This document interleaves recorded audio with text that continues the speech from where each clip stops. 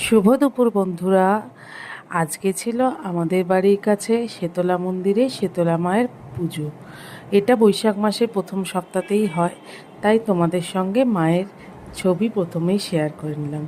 আমি আর বোন দুজনে মিলে লাইনে দাঁড়িয়ে পড়েছি। বেশ বড় লাইন ছিল, আর এখানে অনেক দূর দূর থেকেও লোকে পুজো দিতে আসে মায়ের স্থানে। এত জাগ্রত মা, আর কী বলবো, ছোট থেকে যবে থেকে জ্ঞান হয়েছে তবে থেকে এই মায়ের আশীর্বাদ ছাড়া মানে কোনো ভালো কাজ করা সম্ভবই নয়।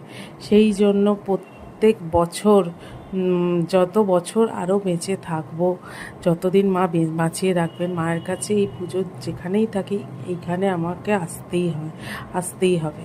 তো মায়ের পুজো দিয়ে দিলাম। তারপরে এখানে শিব ঠাকুরের বেদি ছিল, ওখানেও ধূপ আর প্রদীপ দেখিয়ে নিলাম, মোমবাতি। এখানে আরতি করে নিলাম একটু।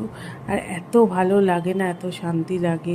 প্রত্যেক দিনই প্রায় আসা হয়, আমি না এলেও আমার কর্তামশাই বড় ছেলে তো রোজই মায়ের দর্শন করতে আসে, কারণ আমার বাড়ির কাছাকাছি মন্দির।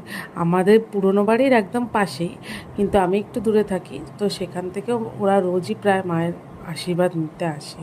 তো এখানে এতটাই ধোঁয়া, মানে ধূপের ধোঁয়া ছিল, চোখ প্রচণ্ড জ্বালা করছিল। আর এত মোমবাতি, কোথায় যে মোমবাতিটা আমি লাগাবো সে আমি আর খুঁজে পাচ্ছি না। তো যাই হোক, মায়ের পুজো ভালোভাবে দেয়া হলো। বোনও দিয়েছে, বোনের পুজোও দেয়া হলো।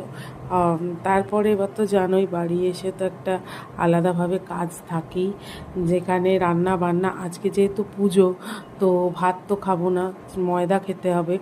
তাই বাড়িতে তরকারি করেই গেছিলাম, বাড়ি এসে পরোটাটা ভাজলাম আর কি।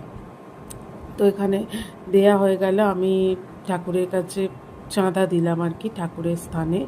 তো সেইখান থেকে একটা কুপন দিল, কালকে ভোগটা দেবে। তো এই যে বিল দিয়ে দিল। তারপরে এই বাড়ি এসে কাজ, পরোটা পরোটা ত্রিকোণা পরোটা করেছিলাম। গোল পরোটাই মেন করি, কিন্তু আজকে ত্রিকোণা পরোটা করেছিলাম। আর তার সাথে ছিল আলু আর এটা ছানা ভাজা। এখানে মিষ্টির দোকানে এটা কিনতে পাওয়া যায়, দারুণ লাগে। নিরামিষ তরকারি, আদা বাটা দিয়ে। টাটা।